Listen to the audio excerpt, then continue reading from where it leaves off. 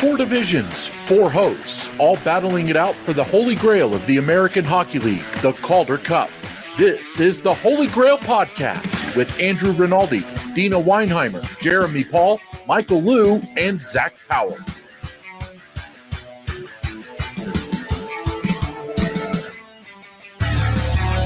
Hello again, and welcome to episode 19 of Field Pass Hockey's AHL flagship podcast, the Holy GrAHL. Here at the Holy GrAHL, we are all about the American Hockey League and their yearly race to their Holy GrAHL, the Calder Cup. But before we get too far into this, as always, we're going to go around the screen here and introduce ourselves to anyone who may be new, or in case you forgot from last week who we are. So, but of course, let's just go ahead and make this easy, because sometimes I'm a bad moderator and I forget people if we break it up any other way. So we'll just go in alphabetical order. I always just like making think that, you enjoy giving me the spotlight here to start off. So for those who may have forgotten this face or this voice, I am Andrew Rinaldi. I cover the beat for the Grand Rapids Griffins and Chicago Wolves here at Field Pass Hockey. And yeah, episode 19, good number. Steve Yzerman, how can you beat that? And hello again. I am Deana Weinheimer, the AHL editor and the Cleveland Monsters correspondent. The only 19 popping off on the top of my head is Ryan Johansson, and I'm just kind of like, nah. So yeah, I will go with Steve Yzerman. That's a much better 19. Yeah, I think Yzerman's got him beat there. But what's up, everyone? My name is Jeremy Paul. I cover beat for the Rochester Americans in my first season with Field Pass Hockey. Glad to be back at a concert last weekend in the process of moving, so please mind the dust behind me as I try to come up with a much better podcasting space. But for now, this is what works and this is what we have. So glad to be back with you all this week. I'm Zack Power, and I'm running out of fingers and toes to count how many episodes we're on, so I'll be quite upset when we get to 21, I think. Yeah, I don't know what we'll do then. I guess we just have to start all over. I was going to say that would be like the 21st birthday, but I guess like in Canadian terms, like we're celebrating we're of age, aren't we? We are officially old enough to drink on this podcast. And we can gamble in Canada. Play bingo. Oh my Lord. We can play bingo. I'm going to have to find a way to like geolocate like exclusive podcasts, and then we can just like all show up with beers on this one just to the Canadian audience. If you're in the USA, stick around a couple weeks and then we will catch up with you then. So yeah, we still got 6 more episodes before we can even rent a car yet. So, baby steps. It's tough. That is tough. It's so tough. Especially whenever, we travel and, it's bus in the AHL. We need to be able to rent stuff. So anyway, we're going to go ahead and get right into the show here. So there's no breaking news, which I'm totally okay with. So we're just going to go ahead and take a look back at our week in review. So as always, we start off with our player of the week. And this week, our sights are back on the Chicago Wolves. Now, Andrew Podorowski has already had 2 Player of the Week nominations, one in October, one in December, but this time it's his line mate, right wing Stefan Noesen. So how's this for a hot week, guys? 6 goals in 3 games.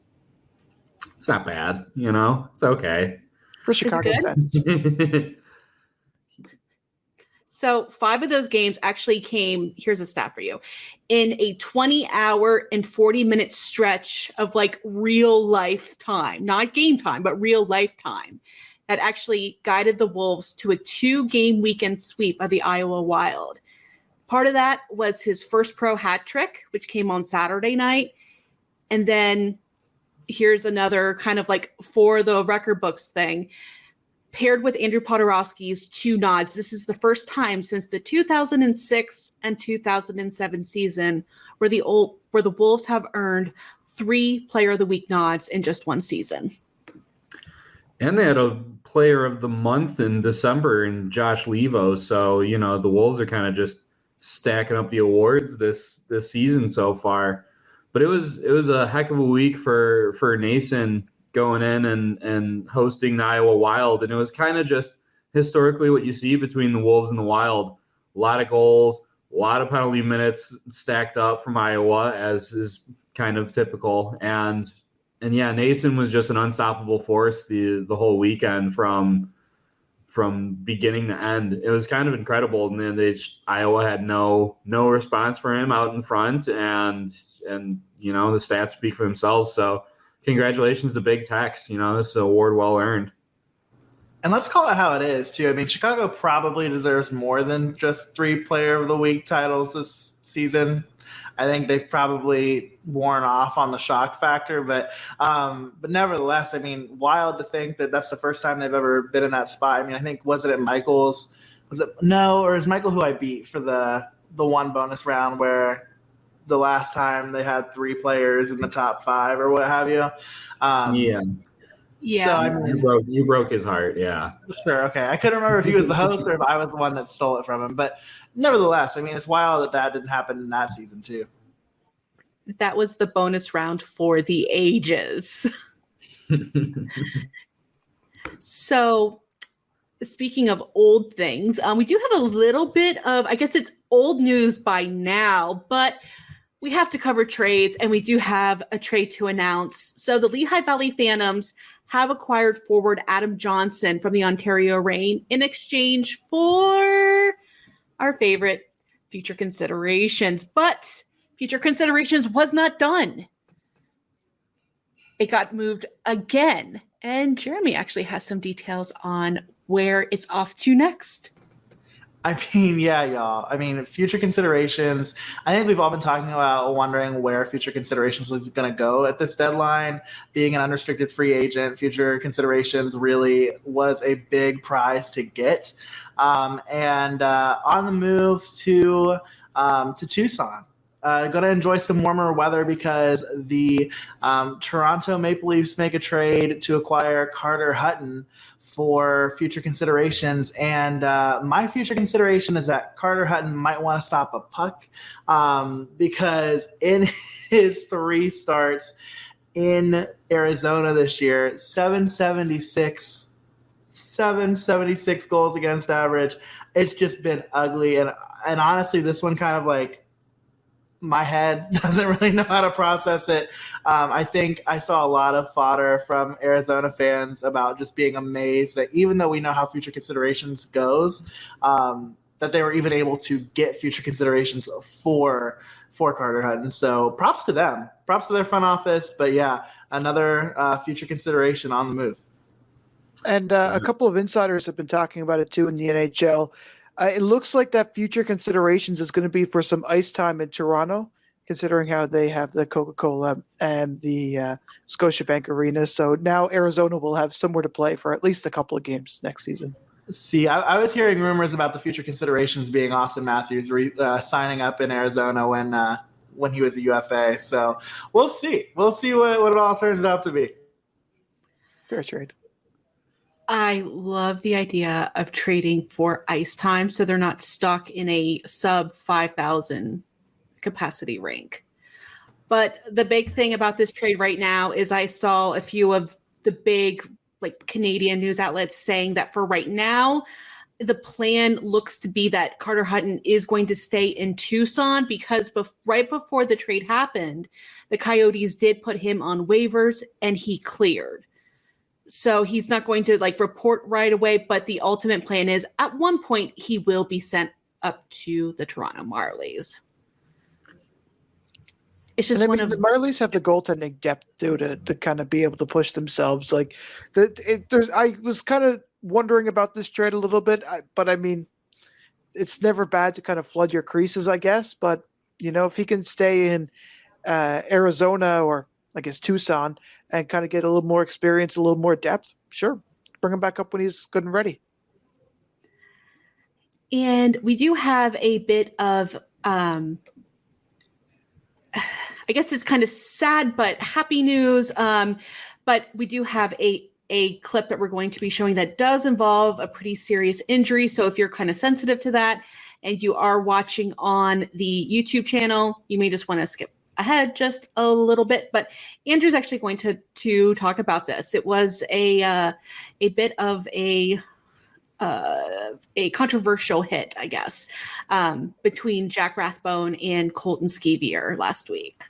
Yeah, so last week, Jack Rathbone, we literally the day after we talked about what an amazing weekend he had and earning Player of the Week honors and just his incredible story, he runs into this clip that we're going to be showing you here.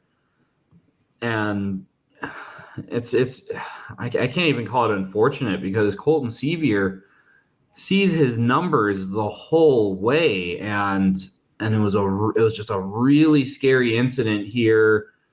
Jack was down on the ice for a number of minutes, and luckily the Abbotsford Canucks were able to release a statement stating that he was discharged from the hospital. He was expected to travel with the team.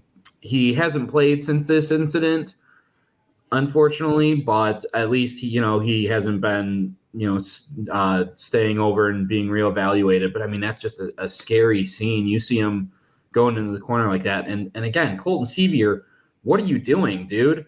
It's not like it's an incident where this guy turns at the last second and puts himself in a vulnerable situation. He's going for the puck. His numbers are facing you. I mean, what, do we have to go back to youth hockey here and put the stop signs on the back of his jersey for you to let up that you don't have to jump into a guy's back in the corner? And this isn't just some kid who's coming out here trying to make a name for himself and get established in the lineup. This guy's an NHL vet. And here he is down in Bakersfield. Just I don't know what he's thinking, but I tell you what, I think the Abbotsford Canucks have March 19th circled on their calendar, and they're waiting for Sceviour to come back in. I actually think Abbotsford's going into Bakersfield, but I don't think it's going to matter. I think you're going to find anyone who has an opportunity to kind of grab the guy and make him answer for that kind of play, because that's just got no room in this game, and the league kind of mirrored that statement. He was given a 2-game suspension the very next day. They didn't even wait for Monday. They're like, all right, this guy, we're going to have to take him off the ice real quick before he knocks someone else out again. I mean, just it's just on how unnecessary it is. I mean, we see, some plays where some guys get hit, and it is what it is. Hockey's a fast, physical game, but there's no room for this. And, any Bakersfield, fans or anything want to come at me and discuss that, I'll gladly discuss it, because here's a young kid who's playing his heart out right now, and you take him out for what? So that's all I got to say about that one. Yeah, and when I kind of look at the play, I looked at it kind of like an analytical kind of standpoint. Is when he was coming down, he had to kind of dodge past a couple of defenders to kind of pick up some speed and kind of get around. I have no problem with that. And, maybe if he did bump him, sure. But at the whole time, he's seen the numbers the whole way down. That's the problem, is he followed this train track knowing that at the end there was a guy sitting there with face and eyes into the glass and numbers right on the back. And sure, I get it. You had a lot of speed. You might have had to hit. But this is what I have problems with, is when he got to the goal line, that's exactly when he knew that he was going to make that hit.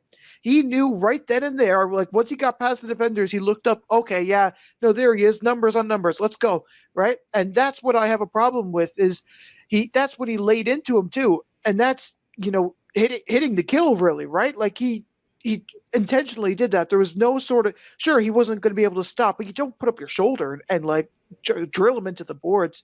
It's an unfortunate event, especially considering like you said, the week that he had prior, the player of the week, and going on about how well he's been playing, and how it kind of brings up the Abbotsford team a little bit on how well he's playing as well, and he led him to a couple of wins and whatever. So, for me, I look at it from the player's standpoint. Yeah, he looked up, he's seen, okay, yeah, that's the number, perfect, gone.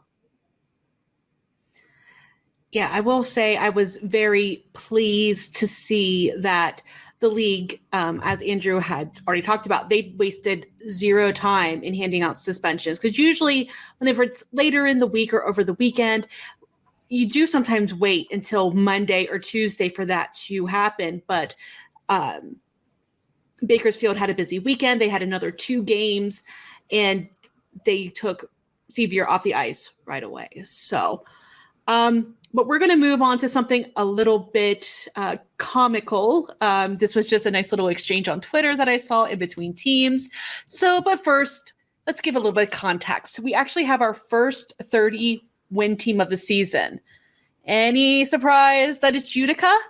Nope, I didn't think so.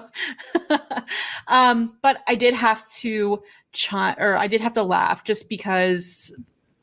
Let me go ahead and get my screen shared again.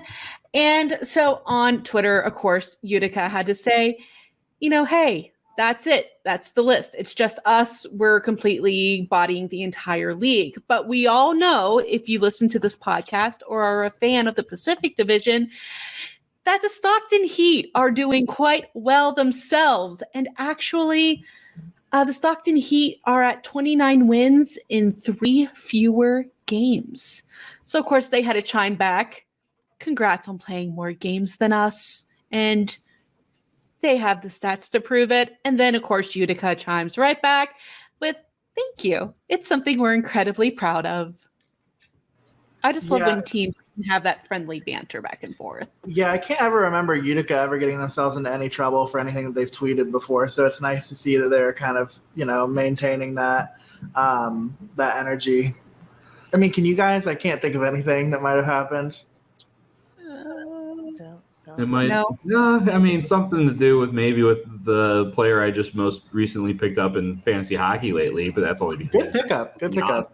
Fire. So I love this though, the whole interaction between the teams, and it's nothing nasty. There's no bullying going on here. Not pointing any fingers at someone's dad or anything, but it's just lighthearted fun.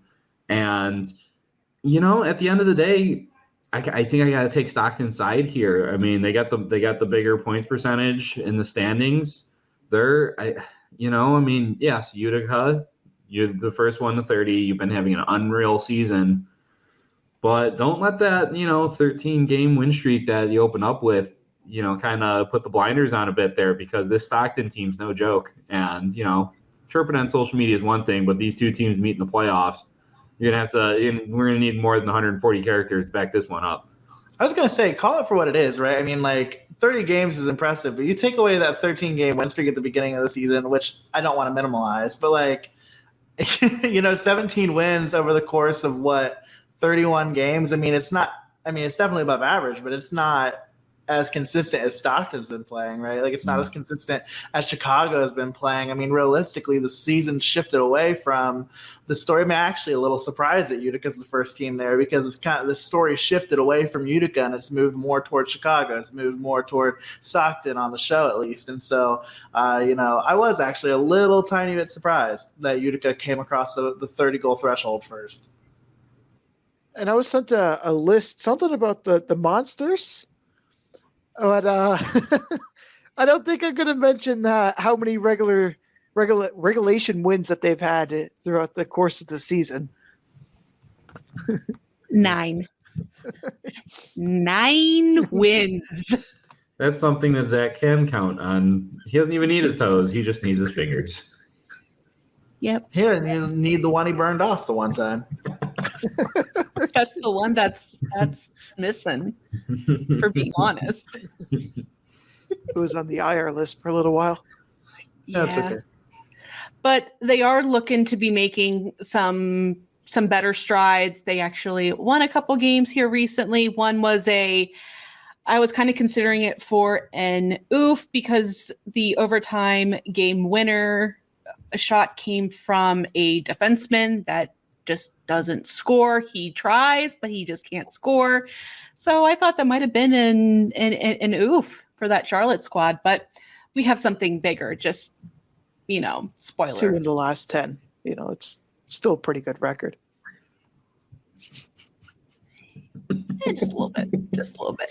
But they're looking better. It's better than going pretty much a whole month without a win. So I'm sure they'll take it. It's something to grow on. So, but speaking of things that are burning, hey guys, don't look now, but Igor Sokolov from the Belleville Senators, he's on a hot streak. 2 nights in a row, 2-game winning goals in a row. What are the odds of that? I'm not good with math, so I'm not sure the odds of that, but Okay, fine. I'll just ask. Is that good? yes, I can answer that. That is good. Okay. I think so. I think it might be. Yeah. Not quite. We're not quite approaching Stefan Noesen good yet, but I mean, Igor Sokolov good. A level underneath that. I would accept that. I'd take that. 6 out of 7 days of the week. All right. And then speaking of things, we of course have some other things to celebrate here. So it's been a bit, but we have quite a few first goals of the season to celebrate here. So first, we already talked about Cleveland, but let's congratulate Cleveland Monsters forward Jake Slaker, who tallied his first AHL goal this Saturday, coming against Joey Decourt and the Charlotte Checkers. Now, in the ECHL, he does have 10 goals this season, but this is his first in his AHL career. Also, Santeri Hitaka from San Jose scored his first goal on the 19th against the Texas Stars. And my sincere apologies, Laval fans. I could not figure out how to pronounce this guy's name, and I'm going to butcher it. So I apologize. But Cedric Dessereau, he actually sniped his first against the Rochester Americans. So congratulations to all 3 guys on that achievement. And one last kind of thing to talk about last week, but as we record this, it's 2/22/22. And to keep that kind of theme going, the Manitoba Moose had a bit of fun when coming up with their game notes. So just listen to how, I don't know how much time they spent on this game note, but it was pure perfection. So they called it a tale of twos. So the Moose game against the Admirals yesterday was played on February 20th, 22, or 2/20/22. The contest started at 2 p.m. Central. With the win, the Moose remain in second place. They put together 22 shots on goal in the first. Then the Moose and Admirals combined to record 22 shots in the second. The Moose led 2-0 after 2 periods. Cole Meyer's goal was his 20th point of the season. Admirals forward Rocco Grimaldi had 3 secondary assists, with the last one being his 22nd of the season. Cody Glass scored Milwaukee's second goal of the game on the Admirals' 20th shot. Guess how old he is? 22. Dean Stewart, who tied the game late on the power play, wears the number 2 for the Moose. And to cap everything off, Jeff Mallett scored the overtime goal for his second career extra time winner. And it was the second time this season the Moose topped the Admirals in overtime. So I think that should just be the game note of the year. We'll award it. You can't get much more perfect than that. That's a lot of deuces. There's some intern on their second season and minus 22 in Winnipeg, and they're just like hammering out those kind of stats. Like, good on them. I really want to find out who wrote that, because I just need to. Would you like a job? I live for stats like that. They're getting a $2 an hour raise just for that alone. A $2.22 dollar. It's like 25 cents American. Well, yeah. Oh, we laugh because it's true. Oof. Mini oof. Sorry, Canada. So that's the oof leading into the oof of the week. And normally we try to look around the league, find out something funny that happened, or something that just made the fans or the players or just us go oof. But this time, guys, we have to own up and give ourselves the oof. When it came to our Final Four men's Olympic picks. Not all the picks, but especially some of our picks to win. Do you guys want to hear the clip to refresh your memory who we all picked? I only say yes because I don't look terrible in this. Like, I don't look dreadful. All right. Well, I will have a slight disclaimer that originally our little pick segment went on for over 5 minutes, but I edited out a lot of the conversation of specific players and things and kind of just got it down to the nitty gritty about 2 minutes on who we thought would make the Final Four and ultimately win the men's ice hockey tournament at the 2022 Winter Games. So let's take a quick listen, guys. I mean, I think you got to go with the States and Canada for those two. I think the Russians, the ROC,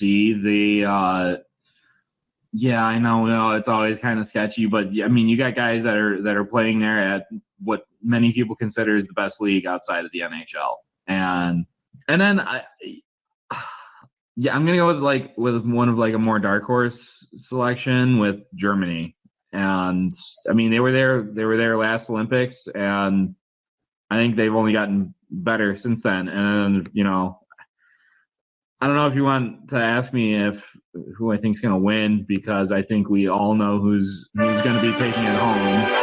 So,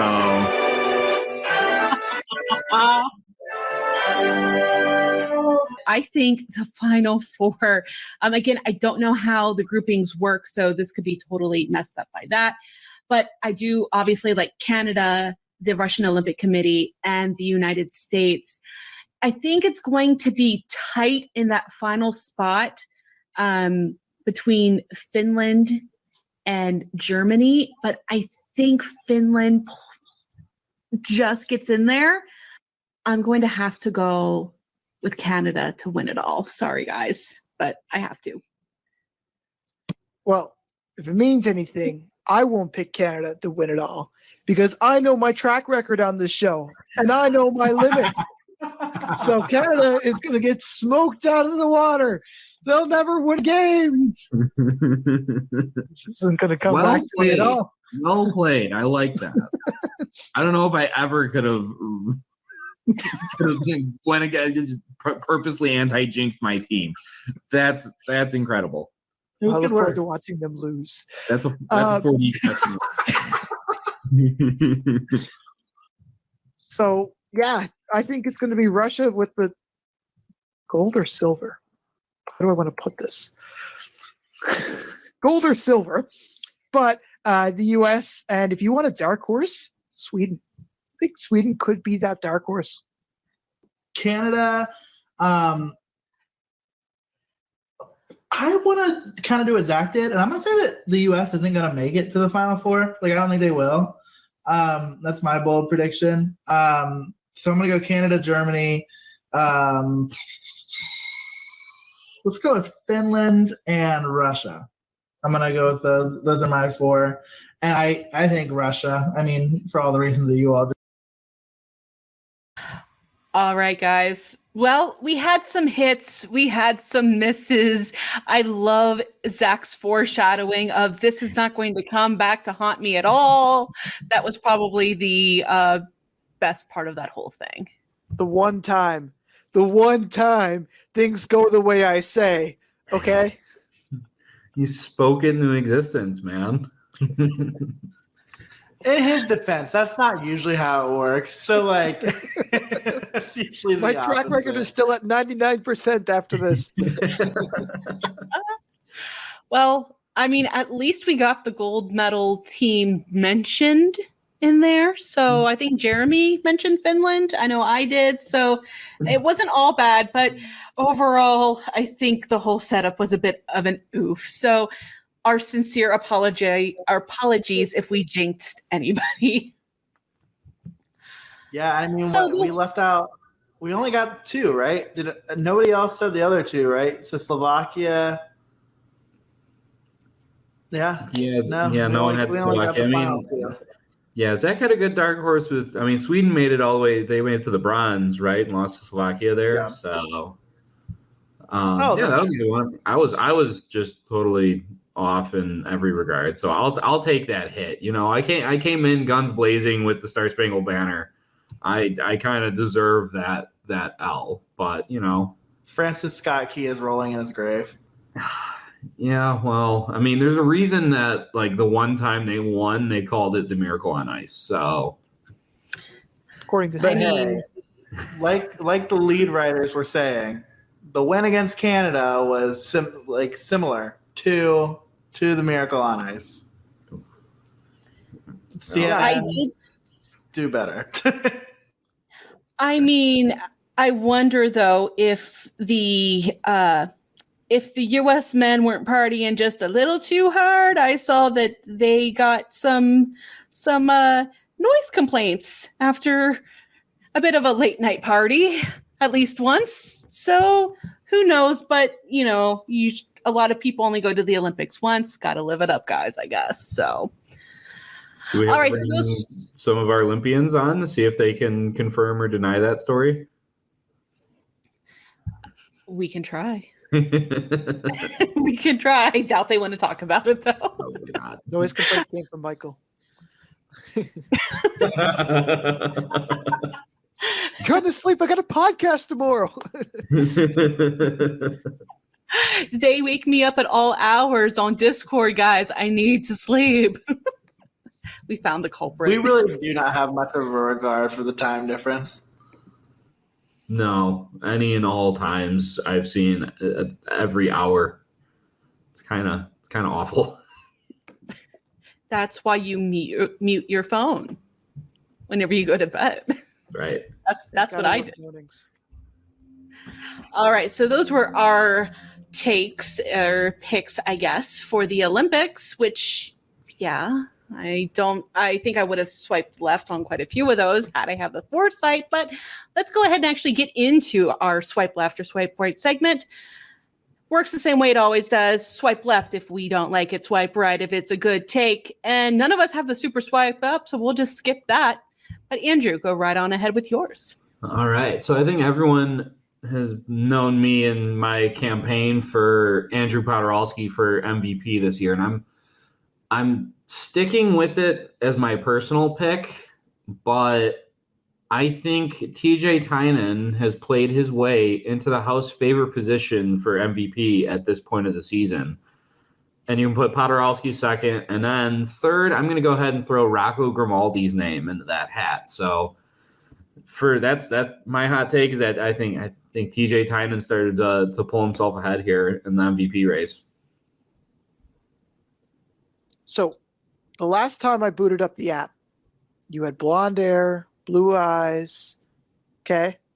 And now you just dyed your hair black, and you got a couple tattoos maybe, or, you've changed. I don't know. It's a little unstable for me, but I mean, I don't know. I like Podorowski so too much to kind of really commit to Tynan being up there. I think he's good. But is it the top seed? I don't think so. I'm going to swipe left. I thought you liked that kind of bad boy thing. That's why I changed the whole thing up. Oh, yeah. Insert mattress joke here. I'm going to, on that note, part of me wonders if it's even outside of those two, and hear me out. It's also just that kind of what I mentioned before. The Wolves have probably deserved to have more than 3 Player of the Week honors. Andrew Podorowski probably deserves to win MVP. TJ Tynan probably deserves to win MVP this year. Part of me wonders if it could go in a different direction, just because these aren't exactly names that are new to the conversation, especially in terms of being really high point getters in the league. I mean, 2 years ago, same 2 guys leading the leagues in points per game. So it's not like these guys are uncommon there. So I wonder to what extent guys like Matthias Michelli get into the conversation. I mean, easy rookie of the year, right? Anybody have any question or any doubts there, which is also just ultimately super unfortunate based on how Tucson's playing. I feel bad for the kid, but it kind of makes you wonder. I'm going to say, though, that I get what you're saying, because I like both of them, right? And it's hard to kind of commit to one. But I think if you're just telling me between TJ and Pods, I'm gonna swipe right. I think out of the two, I still think Potts is probably the one that has the best chance at it, but it's gonna be close. It's gonna be really tight. So my thing with That's a left. we can't. That's a left. Sorry. So the only thing about Podorowski being named MVP, I mean, we cannot deny that he's an amazing player. He has the stats. But you also look at his line mates, though. How much of it is because of him? How much of it is because of his actual line mates?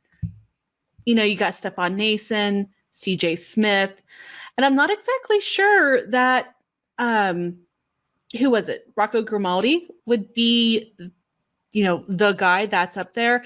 I agree more with Jeremy. Whenever you have a Matthias Michelli, I talked about him last week, but it's one of those things where I'm kind of undecided, so I might just have to close out of the app because TJ Tynan, I totally agree with. So that portion there would be a swipe right. But the Rocco Grimaldi, I don't quite agree with, and it'll be a swipe left on that. So I think I'm just going to close out of the app and hope that it gets reformatted just a little bit. And of course, we lose Andrew as I am explaining my pick to him. So I guess that is a true close out of the app. Well, I think it also comes down to like the conversation that I think always gets had when you have awards conversations, because when you think about a player who's like most valuable to their team, I mean, TJ Tynan's the only Reign player who is in the top 10 in points, where you've got multiple Wolves there, in the top 10 of scoring in the league. It's you wonder, is TJ Tynan the reason for the amount of success this team has had on offense, whereas you can make the case that Potts is generating opportunities for other players, but he's also getting that done for him as well. So it's a unique question. I appreciate that Andrew posed it. And he's back. He's back. I kind of think about that too, is like, at what point do you say, okay, well, how would my team be without said player? Right? Like, if Podorowski got, if that one of the guys on the top line from Chicago got injured, they'd be okay. They'd be able to limp down to the finish line. They'd be pretty well just fine, right? But Michelli is doing so well for Arizona, Tucson rather, that it's hard to kind of fathom that idea. All right. So, Jeremy, you're next. All right. So I've realized that I can't create simple profiles. Like, my profiles are always complex. Like, they're never one-parters, and I need to get better at that, but I simply can't do that. I'm a big risk-reward guy. And so for me, I'm going to say, I think the Americans, the team that we've all sat here and said from the majority of the season, is pretty much a lock to finish second in the North. I think what's become clearer over the last few weeks is that might not happen. And I think they're going to squeak into the playoffs. I mean, it could be tight. Like, we've talked about that North, right, quite a bit. I think they're going to finish fifth in the North, and I think that when it's all said and done, they're going to get back some key assets from Buffalo when Buffalo's season ends, because they're probably not going to be in the playoff race. Just going to throw that out there. Feel pretty safe on that if you're a betting person. But that's going to propel them to at least win one series. So I think they're going to finish fifth, and I think they're going to win at least a series in the playoffs. For your, health, want to swipe right on this, but I think what's really been hurting Rochester all season and what's really going to hurt them in the playoffs is that they can't keep a puck out of their net to save their lives. And no matter, I get you're going to be getting a lot more of your talented players coming in. You're going to be getting Krabs and Peterka and Quinn, and you're going to just get loaded on that front end. And UPL's there, but I just that system in Rochester just gives up so many chances, and they've been able to get away winning games 5-4, I think once the playoffs ratchet up and teams start tightening it up, I don't know. I don't think it looks good. I don't see it. I'm sorry. I'm gonna have to swipe left on this. I'm just gonna say simple. I totally agree. Swipe right. Wow. I wish I never heard your arguments because now I'm like on the fence more than ever. Oh, I like the prospect of Rochester getting players back. Right? I'm not too keen on the defense of Rochester because at times I'm like, oh, what are you doing? Right? But I also think about the players who could possibly come back. I mean, it's Buffalo. You can't take the Buffalo out of a player, but you can take the player out of Buffalo sort of thing, right? Hey, how about this? Can I say something before you swipe right or left? Yes, please. Please. What if Owen Power joins the team?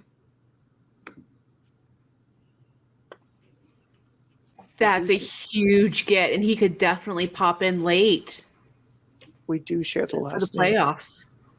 We share the last name. All right. You won. You got me. All right. I'm going to swipe right just because I think they're going to get into the playoffs. But I think that they do have the squad to be able to do something, and they're going to give whoever they play in the first round, they're going to give them hell, right? But like this, they will be able to do it. Yeah, I'm going to swipe right. And all the madness, the chaos, and confusion. I appreciate you. Oh, you want me to talk now? Okay. Yes, keep talking. Keep talking. Keep talking because my brain is already riled at this point. So we're going pretty far out on this one, okay? You know, this is like some deep space thoughts, okay? Nowadays we start to see everybody kind of, you know, shift together, right? Like all the AHL teams are going home. They're playing with mom and dad, right? Or they're playing in the same city as mom and dad, right? My prediction is, my hot take, that in 10 years, every AHL team will be either one state or in the same state as the team that they're in. So, you know, if you're I can't do American geography. If you're in Canada, if you're in Ontario, they're going to be playing in Quebec for this maximum, if they aren't already. So I'm thinking that like in 10 years, it's going to be so close. It's not like where we see Utica and Vancouver where it was just immensely far anymore. It's Vancouver, Abbotsford, hour drive. I looked at your profile and I saw that you were smoking a cigarette on your first picture, so I immediately swiped left because I don't think the Chicago Wolves are going anywhere in this league, and unless they're adding a second NHL team in Chicago, I think they're going to be kind of in a bit of limbo where, I mean, you know, they're going to be, I don't know if they'll be forever affiliated with the Canes because that's just the way that the Wolves roll. They've been affiliated with Atlanta, Vancouver, Vegas, Carolina, just whoever will have them. And just the way that they're owned and operated, they're not moving anywhere. They're too big of a draw where they're at in suburban Chicago. And with Rockford's deal in place with the Blackhawks, yeah, you're going to have those two there for quite a while. So good idea in practice, but you know, that was just the first thought that came to my mind. I'm going to have to swipe left on that. It's hard from a literal perspective, right? Because like Andrew's argument, like it does kind of like literally take that out of the equation for the most part. But I think to the more realistic point of it, right? It's like, sure, but now I'm thinking like, who would even Chicago end up with, right? Like that, like you're right, Andrew. I can't even place a team. My one flaw. But nevertheless, like I think I will give you some grace and I will do the thing that sometimes I do when I'm on dating profiles and I'm like, wow, there are a lot of red flags here, but I'm sure they're great. And so I'm going to swipe right on your take. Because I think, especially as the AHL continues to develop and become a faster, stronger league where really elite prospects are playing in it, like I think NHL teams are going to see the benefit of having those players as close as possible. And I think that everybody's going to kind of just come into agreement that that is a best practice to kind of make those shifts occur. And so I will say that while it might not literally happen, that yes, swipe right, I think we'll move that way. See, whereas Jeremy's just looking for one fun night, I'm looking for like a long-term commitment. So I'm looking for all the little details to be perfect. No, I'm just the kind of man that will change for somebody, which is a red flag in and of itself. That's a red flag in of itself. So I did a little bit of, sometimes I want to make sure that the person is accurately portraying themselves. Uh-oh. So I like to check out their other, social media profiles. And I found out that this person is actually already in a relationship. You mean to tell me that you want to break up Syracuse and Tampa Bay? A relationship that has worked well for so long, and possibly move them down south and try to cram 2 AHL teams in Florida, or try to get one into Georgia where we know Now, hockey does that's not to work. say like the Rangers all of a sudden yoink Syracuse, right? Like this is the thing, right? Same state or like one off, right? I get that the Syracuse Tampa Bay relationship has been long and very well. Okay, well, the Florida Panthers have a hard enough time getting fans on regular seasons anyway. Where are you going to put their AHL team? You say that like Florida will have a team in 10 years. But I know, but I'm saying if it is. Okay, they already have a team. If Arizona can play in front of 5,000 fans and still be around, then Florida will find a way. There you go. So I say that, but Florida's doing really well. I just want to make that clear. I just want to make that very clear that Florida does occasionally sell out a game. But we've seen like the Atlanta Thrashers couldn't survive down south. The Panthers, again, on most seasons, don't draw that many people. I don't think you can have 4 professional hockey teams in the state of Florida or just down in that area and have it work from a monetary standpoint. So, and I hate to break up some of these long-standing relationships, like I had said with like Tampa Bay and Syracuse. That just seems to work so well. That system does. I'm going to have to swipe left. I'm sorry. Too many red flags. That's fair. All right. So now let's talk about something a little bit less contentious and talk about the young men growing up and becoming NHLers. In our segment, we call They Grow Up So Fast. Well, we're going to start with someone who it's not his first chance on the big stage in the NHL. Sometimes it does take a little bit. Puberty can hit some people hard, and sometimes it takes a little bit of time for them to, fully grow into themselves. Well, that analogy we're using for Tyler Benson. He is now an NHL goal scorer. He skated 7 games in the 2019-2020 season for the Oilers. This season, he's had 23 games, but finally tallies his first NHL goal. He's a veteran of 156 AHL games with the Bakersfield Condors, where he's notched 34 goals. And one more to add to this list. Now, this is truly somebody who has grown up super fast. Now, this player was supposed to play in the OHL last season. They had to opt out because of the pandemic. So he was off for a season. Gets signed to a 2-way AHL ECHL deal with the Cleveland Monsters and Kalamazoo Wings. And then all of a sudden that deal gets terminated. He has to get signed to an NHL entry-level contract with the Columbus Blue Jackets because their 2 starting goalies are both out injured. This player is Jet Greaves, now on an NHL contract, currently backing up his fellow former Cleveland Monsters goalie and JF Berube with the Blue Jackets. Has yet to suit up to actually play a game, but he is serving in that backup role. So congratulations to Jet. what a growth spurt for that young man. And again, one of the coolest names in the league. And I just kind of think go ahead.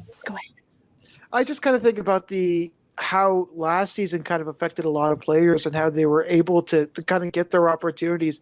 I believe that Dustin Wolf had a couple of games last season as well with the Stockton Heat because of I think it was the WHL he was with, weren't able to play a whole lot of games. So like, that's the kind of opportunity that opens up the doors, that gives you that little bit of an extra shot that you normally wouldn't have. And so now he's been able to prove himself as a goaltender who can ride with the big dogs, and now he's up with Columbus. I will say, though, Columbus kind of hits it out of the park when it comes to goaltender names. That's true. And really just like, I think what's most interesting about that whole thing, and I won't take too long on this, but I think it also symbolizes something for Cleveland fans, and that is that, and Deana, you would obviously have more insight on this, but that signals to me that he's probably depending on what happens in Columbus this offseason, you're number one in Cleveland. I mean, if Tarasov comes up to back up Merzlikins in the big leagues, I mean, it'll be interesting to see how that all plays out. Yeah, I'm going back to look because we kind of had an idea of that whenever his contract in the AHL was first signed. Yeah, it was a 2-year, 2-way AHL deal. So that just kind of gave you an inkling, like, okay, this is a very promising goaltender. And now, obviously, he is well into the Blue Jackets system, and he is on their radar. And is he the, I guess, heir apparent to, say, Matisse Kiev-Lennox? Is that is kind of looking that way to me, in terms of backstopping the Cleveland Monsters. So I'm just happy for him. I know not a lot of people got the chance to meet him or know a lot about him, but he seems like a very true, kind, and sweet person, and a heck of a good goalie. So well deserved. All right, so let's go ahead and take a look at our scoring races here. So top skaters, points, same names: Andrew Podorowski, TJ Tynan, each with 5-point weeks. I mean, that's all right, I guess, to keep them at pace in top two.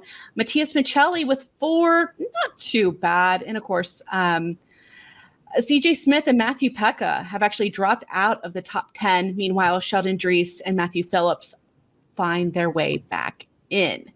Now, out of that top 10 list, we kind of alluded to it last week, but all Western Conference players. Watch out East in the playoffs. It's scary, for sure. And then top goal scorers. Again, Andrew Podorowski has fallen in the goal race from 4th to 6th, which surprised me a little bit. Sheldon Dries, we just talked about him, had a really nice week with 4 goals to bump him up to that number 2 spot. A nice showing for the Abbotsford Canuck. And a hat trick was just part of 5 goals to launch Gabriel Dumont out of Syracuse into the middle of the top 10, while Michael Mersch falls out. Then in rookies, again, we already talked about Matthias Michelli. You know, we used to talk about Jack Quinn a lot. Now it's the Matthias Michelli show. He's still at the top there with a big 4-point week. But, I mean, honestly, though, Jack Quinn, Jeremy, he is still around. He is still in that 6th place spot. And then, of course, podcast favorite, Jonathan Bergeron hops from 9th to 7th. Yeah, and to your point about Jack Quinn, somehow, some way, like, he's still on top of the rookie goal scoring race. Obviously, that's going to change at some point, but Scott Reedy tied him last week, and it hasn't happened yet. It hasn't been surpassed, but now Alexander Holtz is there. I would say if I had to put my money down, I'd probably throw it on Holtz to take the rookie goal scoring lead. But I mean, And you can't pay too much disrespect to a player like Jacob Pelletier, who's got 15 goals, and anything can happen there. I mean, Stockton, obviously, cream of the crop out in the Pacific. So it's going to be fascinating to watch this one wrap up. But Jack Quinn, 18 goals in 24 games. I just think that is insane. He's the Scott Prunovich of rookies. He just never goes away. But I would keep your eye for sure on, as you said, our podcast favorite, Jonathan Bergeron, because with Joe Veleno coming to Grand Rapids, it's been kind of left out there as to if he's coming back for another long stretch, which could mean the possibility of a couple injured forwards of Detroit coming back. So they want to give him a little more regular playing time down here in Grand Rapids. And if he's got Jonathan on his wing, I think you're going to start seeing those offensive numbers really pick up there. I mean, these two looked fantastic together. Like, they didn't miss a step this past weekend against Rockford and helped Grand Rapids win a couple games. And it still remains to be seen, because it could be just a lull in the Red Wings schedule right now, where they're in a weird spot with the break and the rescheduled games where they play one game in a week. So maybe they just want Veleno down getting some reps. But if he's here to stay, then I think that's nothing but good news for Jonathan and for the Griffins. I honestly just want to know what hex Jack Quinn has put on the rest of those rookies to still not be surpassed in goals. It's some voodoo curse. I don't know what it is, but I need to hire his services for a few things. All right. So now we have one more stat to look at, and that is, of course, one of my favorite positions, the goaltenders. So, guys, sometimes one bad outing can knock you from the top of the goalie list, and that's exactly what happened to Akira Schmid when he gave up 6 goals on 31 shots last Wednesday against the Toronto Marlies. So that moves him down into second, which means Eetu Makiniemi out of Chicago regains number 1. And, of course, Alex Lyon is right behind him in third place. Troy Grosenick out of Providence is in fourth, and Dustin Wolf is in fifth. And a quick shout out to Milwaukee's Connor Ingram, who was the first goalie to get 5 shutouts this season. All right, now time to take a look at the divisional standings. Zach is going to give us a quick overview of the Atlantic Division. Oh yeah. So this division, I gotta say, this has really been heating up a lot. Like the focus is, for me, has kind of shifted off the North a little bit, and to hear where things have kind of like really started to heat up. We've seen like things kind of move around, but top of the list is Springfield. They've won 4 out of their past 5 games, sort of deal. Providence going down the list, Hartford, Charlotte coming in that 4th spot, and Hershey coming in that 5th. Wilkes-Barre, Scranton, Lehigh Valley, and Bridgeport. I gotta say, it's like really starting to heat up, because Charlotte's won 4 of their last 5 as well. So that's another team that's kind of deep in that playoff contention. I don't want to spoil anyone else's picks, because I know that myself. I'll be talking a little bit about that later, but I know things are going good in the North, Jeremy.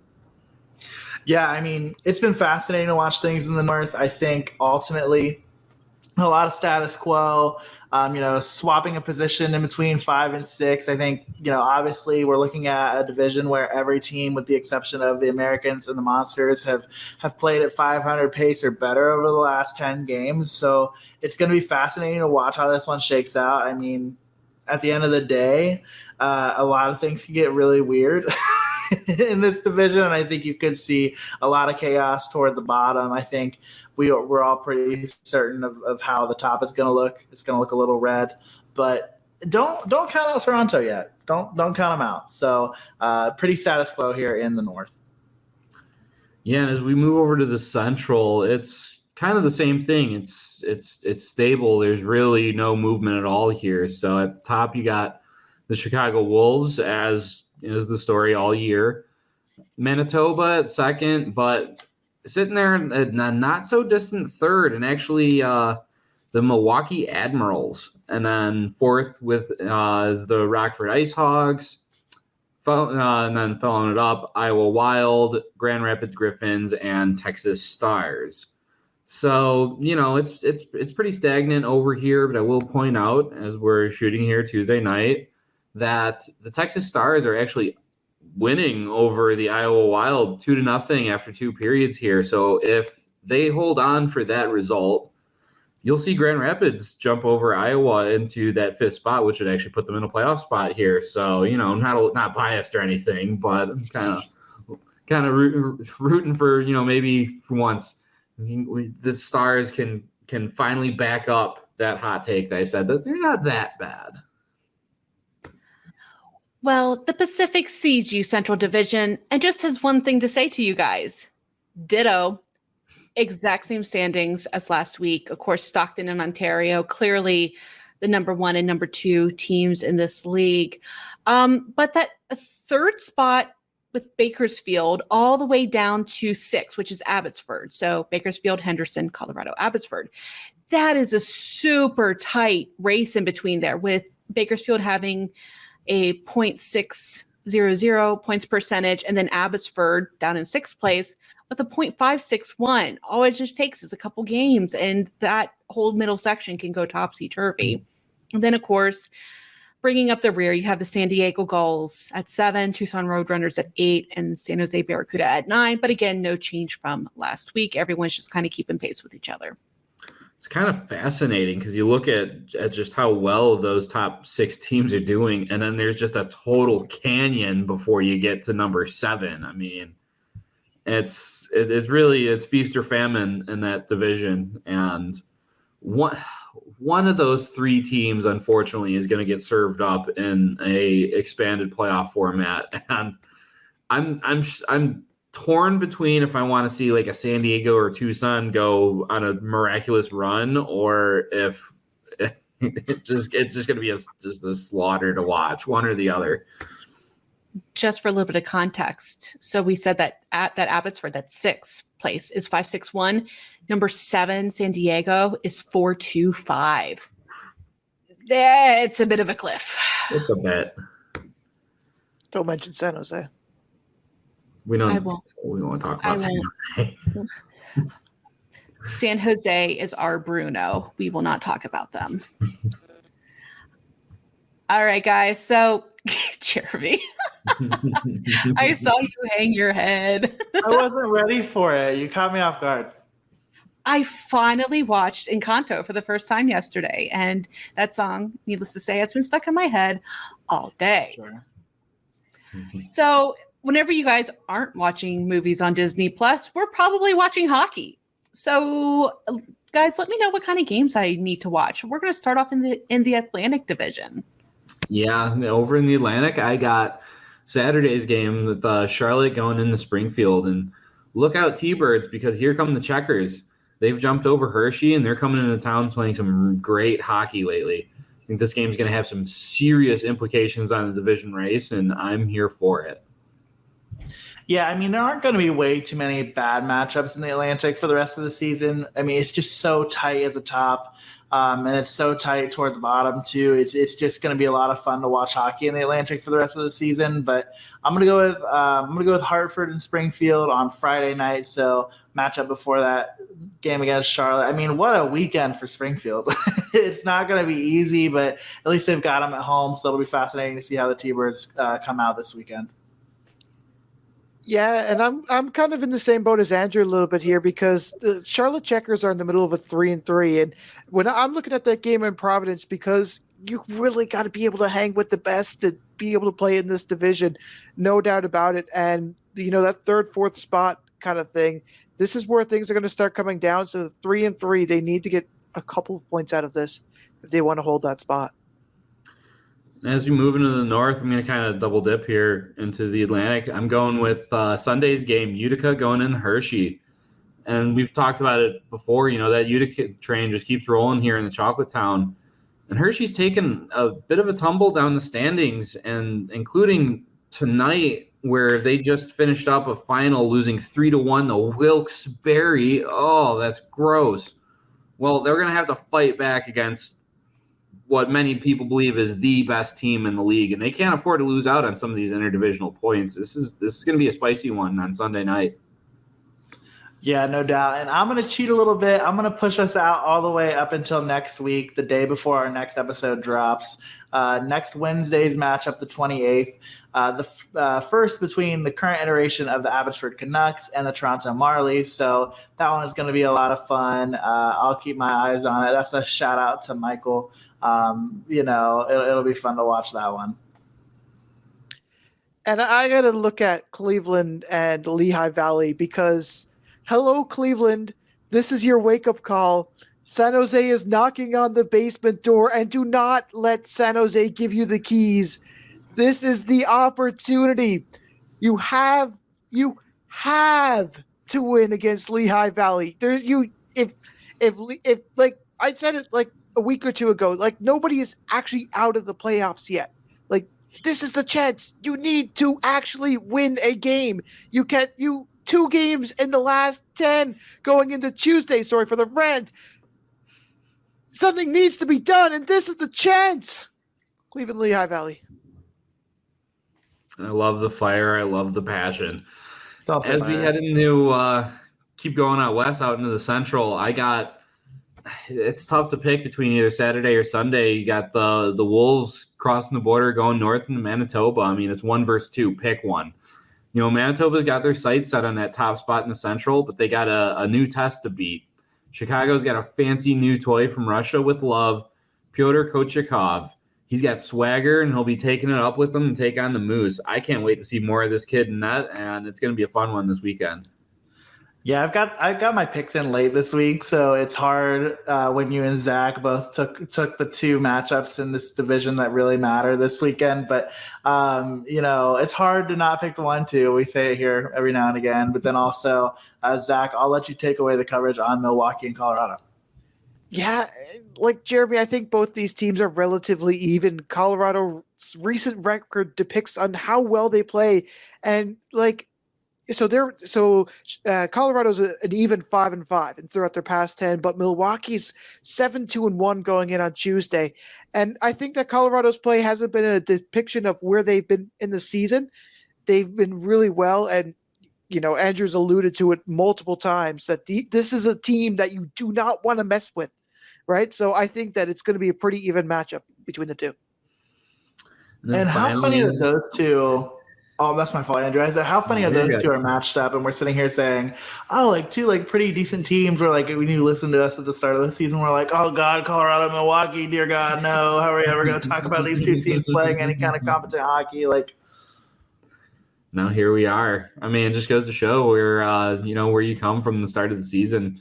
A lot of hockey out there to play. And as we go further out west, out in the Pacific, again, I'm going to kind of double dip here going with the interdivisional matchup, but I got this weekend, again, pick it, Friday, Saturday, Bakersfield going into Grand Rapids. You don't see a lot of these Pacific teams. They saw Ontario earlier this month, and now they got another California team coming into Western Michigan. And the Griffins, they really have to break this cycle that they've had of like they win a game, they lose a game, they win a game, they lose a game. 500 hockey isn't going to get them back into the playoff picture, and they don't have an easy test with, don't talk a lot about Bakersfield as much because Ontario and Stockton get the whole spotlight in the Pacific, but this is a really good hockey team, and it's going to be a big character check for the Griffins coming up this weekend. Yeah, and again, I hate to do this, but I have to bang the same drum. Hopefully, it's been a minute since I've gotten to a game at Van Andel, but now I think this weekend I'm going to be able to do it again. So I'm definitely going to have to go over and check that out, because how often can you live in Grand Rapids and say you get to watch a Pacific Division team? So it has to be that matchup. I guess I'm going to have to triple dip because I'm in the same kind of boat. We talked about it like weeks prior when Ontario was into Grand Rapids. It's like when you see these 2 teams go against each other, you don't often get to see that unless it's playoffs, especially going like coast to coast. So go for it. Like this is the kind of matchup to watch, Pacific fans. Like, it's going to be a good afternoon game in the Pacific at least. So just as you guys were giving your picks, there was a little bit, I guess, of breaking news, and it's not good news for the Hershey Bears. This is coming courtesy of Julie Beidler. So Scott Allen said that it's actually highly unlikely that they're going to see Matt Molson back on the ice in a Hershey jersey for the remainder of the regular season. We know Hershey's been struggling a bit. I don't know if this is an injury related or what exactly is going on, but again, Julie Beidler from Inside AHL Hockey with that that breaking news. So what does that mean for the Bears now? I mean, that's not good. He's kind of not only a figurehead, but he is one of the heart and soul type of players for that team. And of course, a very grizzled veteran. Yeah, he's the captain of that Hershey squad. I'm just looking it up. Thank you very much, Hockey DB. But he actually hasn't played a game in Hershey this year. I know he had surgery. It was around the time that we had Corey on the pod, and we talked about, like, I don't remember what he had surgery on, but it was something, major regarding his shoulder or something, and talking about maybe a late season acquisition. Well, unfortunately, this kind of, puts an end to those thoughts. And I don't want to, speak too soon or anything, but, Maddie's a guy who's been around the league for years and years and years. And he's just turned 38 this past November, and kind of a major injury like that. And it's a lot of questions up in the air, but we,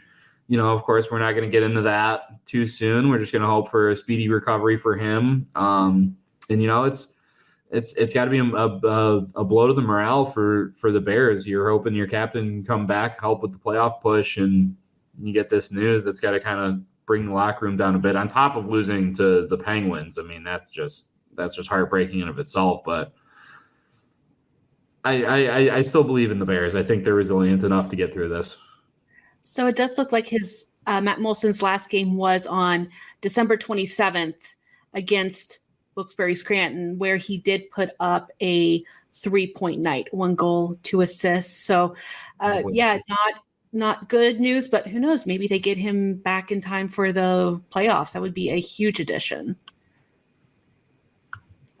All right, and that almost rounds out our show, but we do have one thing left, and that is our bonus round. Our good friend and co-host, Zack Power, has the honors this week. So, Zack, take it away.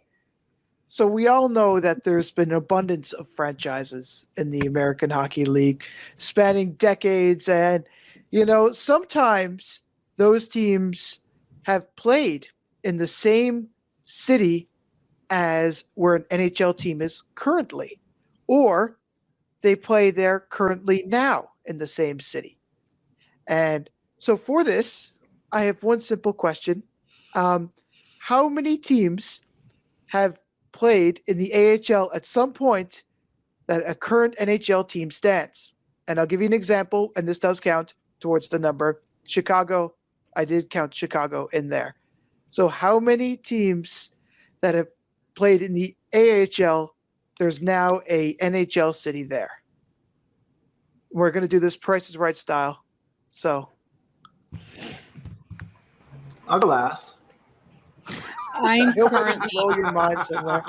Somebody cue up some Jeopardy music, because I'm currently writing things down, and I've got my notebook. I will admit it did take some time to kind of think about, and so there was an AHL team in history where there is currently an NHL team now, right? Okay. So no, like Atlanta. Yep. Okay. So Atlanta wouldn't count. The same city as well. So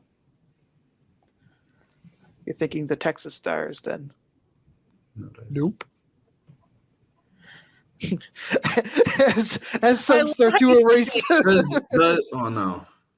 I love how you. Does Tucson count? But that's Tempe, where they're going to play. They're going, but yeah, different city though. Be smart.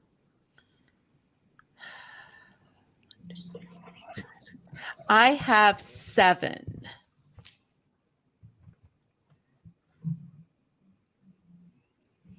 I will say 5. I'm gonna go up a little bit higher because I feel bad if I say 8. I'll say 10. It's 10. So in total, 12 teams have 12 cities have hosted. Buffalo, Philadelphia, Pittsburgh, Washington, St. Louis, Montreal, Carolina, Chicago, as I mentioned, Manitoba, Winnipeg, same thing, Toronto, Edmonton, San Jose. Huh. Were they like the Raleigh, or did they also have the name Carolina? That Nope, they actually had the name Carolina. They were there just like 2 or 3 years before the NHL went there. Okay. The Carolina Nighthawks? Do not quote me on that. Yeah, I had Chicago, Toronto, San Jose, Anaheim, Montreal. For some reason, I put Oklahoma City because I was just thinking of the Scouts, and then New York City. Yeah. So I was off just a bit. But Jeremy, congratulations. You get another bonus round. But I see the pressure is always so high to come up with a good one, especially after one like that. That's pretty low key. Because just like the swipe segment, my bonus rounds are always so freaking complicated. Well, I was like, because I was thinking before, I was like, this is definitely going to blow someone's brain out, sort of thing. Just thought, yeah, but. Yeah, whenever we record and it's 10 o'clock at night, whenever we're coming into the bonus question, it's kind of like, you want me to do what now? And speaking of that, that's actually going to be it for the Holy Grail this week. If you like us, subscribe, like, share, rate this podcast 5 stars, tell all your friends, set up an account for your dog, let them listen to it too. Why not? If you really like us, though, be sure to give us all a follow on Twitter. You can find me at FPH Monsters. You can find me at FPH Wolves and at FPH Griffins. Double duty. You got to hit him in both spots. I'm just one at FPH Americans. And I'm FPH Merleys. And also, you can check out all of our written work over at fieldpasshockey.com, and be sure to check out the rest of the podcasts on the Field Pass Hockey Network. You have Inside the SPHL with James Hayes, and the 3 Periods podcast with Matthew Harding and Matthew Will. And then if you want to keep on with the AHL, if that's 100% your speed, we love you. We appreciate that. But we have 2 more podcasts for you then. Syracuse Speaks with Alexander Ackerman, which is of course, Syracuse Crunch-centric podcast that focuses on maintaining a balanced perspective in the ever-shifting world of minor league hockey. And then, of course, Monsters Musings with Jacob Forster and me. At Monsters Musings, we discuss all the storylines, good and bad, around the Cleveland Monsters. Well, guys, on behalf of all of us here at the Holy Grail, we hope you have a great week, and we'll catch you next Thursday. Bye. This has been the Holy Grail Podcast. Have a question or topic suggestion? Hit us up on Twitter or drop us an email. For the latest news across the American Hockey League and the rest of minor league hockey, download the Field Pass Hockey app, now available in the Apple and Android app stores.